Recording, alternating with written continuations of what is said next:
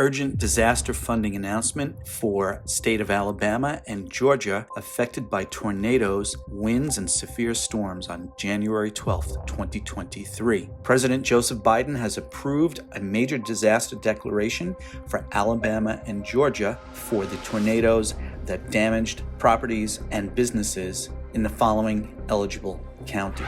In Alabama, the eligible counties are Autauga, Dallas, Chilton, Elmore, Lowndes, Montgomery, Marengo, Perry, Wilcox. In Georgia, the eligible counties are Butts, Henry, Jasper, Meriwether, Newton, Spalding, Troup, Lamar, Monroe, Rockdale, Clayton, DeKalb, Jones, Morgan, Putnam, Harris, Talbot, Pike, Coweta, Upson, Walton, Fayette, and Hurd. For more information, visit sba.gov/disaster.